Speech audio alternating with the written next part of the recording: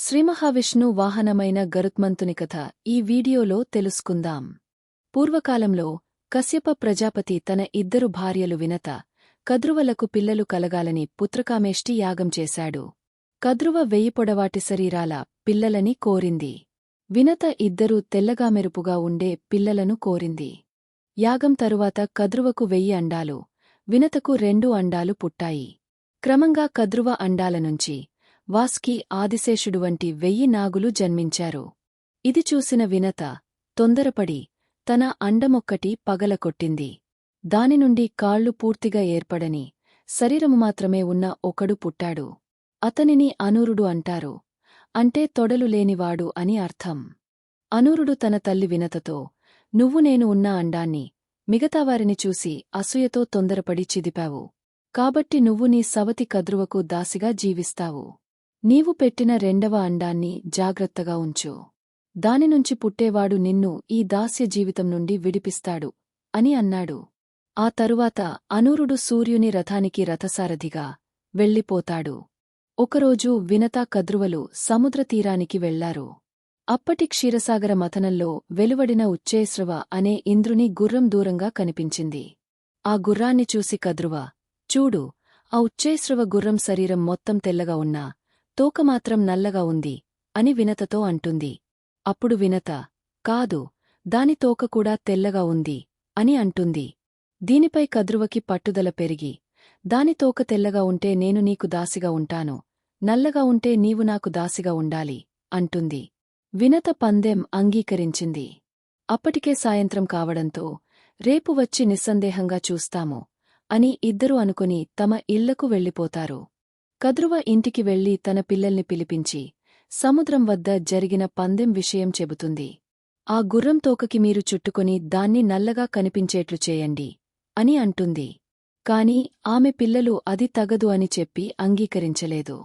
దీనితో కోపంతో కద్రువ, మీరు నా మాట వినట్లేదు కదా, అందుకే భవిష్యత్తులో పరీక్షిత్తు మహారాజు కుమారుడు జనమేజయుడు చేసే సర్పయాగంలో మీరు అంతా మరణిస్తారు అని శాపమిస్తుంది. అప్పుడు ఆమె పిల్లలు, మేము వెళ్లి ఆ గుర్రం తోకకి చుట్టుకొని నల్లగా కనిపించేట్లు చేస్తాము అని చెప్పారు. మరుసటి రోజు వినత, కద్రువ కలిసి మళ్లీ ఆ గుర్రంని చూడటానికి వెళ్లారు.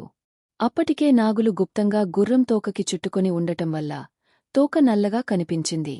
ఇది చూసి వినత చాలా బాధపడింది. తన పరాజయాన్ని ఒప్పుకొని కద్రువకి దాసిగా ఉండేందుకు అంగీకరించింది. కొన్ని రోజులు తర్వాత వినత 2వ అండం నుంచి గరుత్మంతుడు పుడతాడు.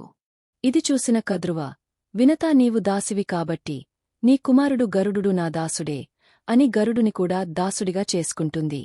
గరుత్మంతుడు తన సవతి తమ్ముళ్లైన నాగులను తన వెనక ఎక్కించుకుని తిప్పుతూ ఉండేవాడు.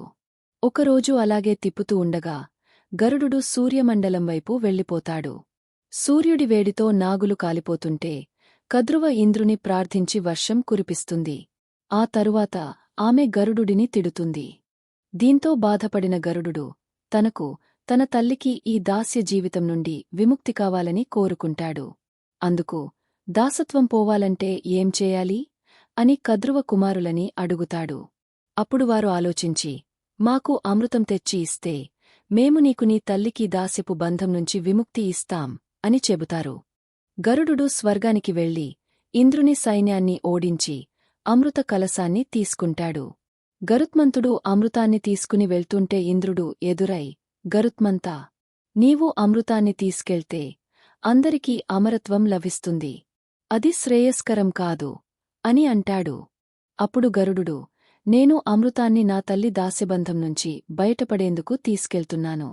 అమృతాన్ని కద్రువ కుమారులకు ఇచ్చిన తరువాత మీరు దాన్ని వెంటనే తీసుకెళ్లవచ్చు అని అనడంతో ఇద్దరూ ఒప్పందానికి వచ్చారు.